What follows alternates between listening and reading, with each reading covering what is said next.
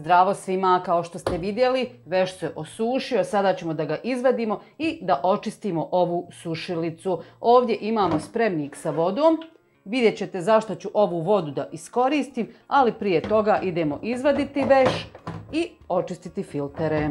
Ovo je video namijenjen za sve one koji se prvi put susreću sa sušilicom i nisu sve sušilice iste, pa ću ja pokazati evo za ovu svoju sušilicu, pa ako nađete neki sličan filter, tako da znate šta vas čeka. Tu imamo jedan filter koji treba očistiti, ima filter dole na dnu mašine, onaj uleti tamo, nema veze. Vidite, sve ovo morate da povadite. Kada izvadite ovaj filter, ovdje imate spužvicu, vidite kako se nahvatalo prašne na njoj, pogledajte, sve to treba očistiti, oprati. Ja lično uvijek perem ovu spužvicu, tako da mi je uvijek čista. Vidite kako je sa ove strane siva, crna i siva, puna je prašine.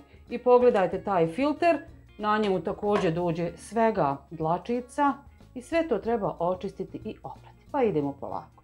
Ja ovo volim skinuti ovako na ubrus, pa baciti nego prati nego odmah direktno tu prašnu u odvod, eto čisto da ne bi šta začepilo.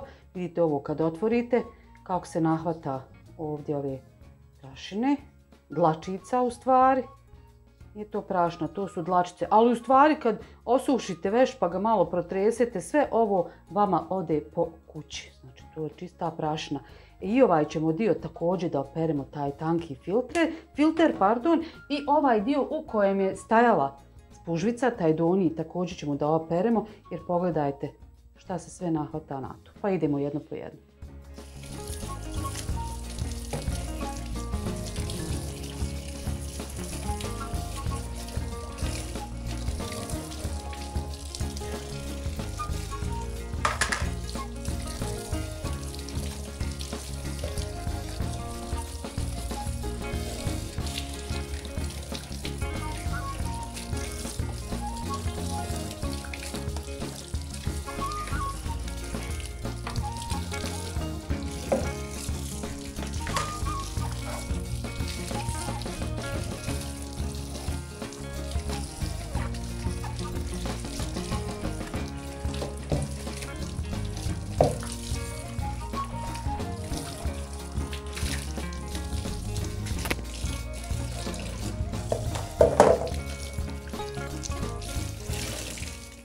Filtere smo oprali, sada moramo očistiti ovaj prolaz i moramo očistiti ovaj donji dio gdje dolazi filter. Vidite, tu ima jedna rupa, sad ćete vidjeti kad prođe dole krpa.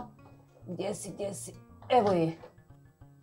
Znači unutra slobodno prebrišite, zna ostati dlačica i cijelom dole dužinom spustite krpicu, tako da nigdje ništa ne ostane. Vidite ovdje taloga prašine,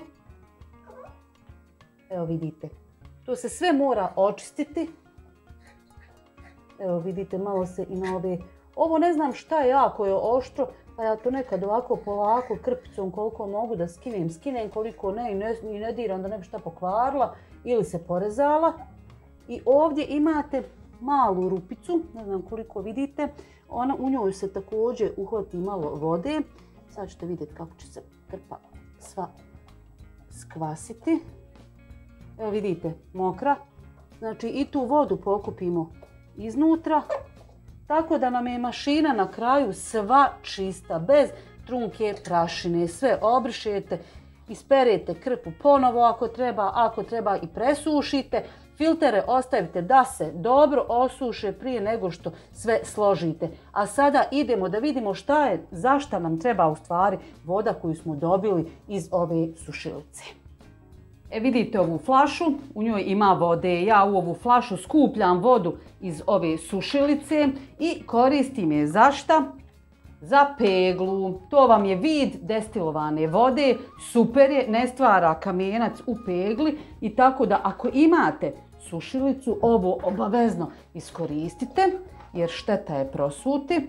Ja to tako sebi dodam u flašu. A peglac se ima svaki dan, tako da ovo vrlo brzo ode. Eto, još jedan koristan savjet.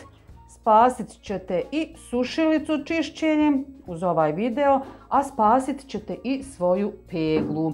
Eto, kako rekao, filtere smo ostavili. Ja sada odo da peglam dok se filteri ne osuše, pa ću onda svoju sušilicu fino da pripremim za sljedeću turu.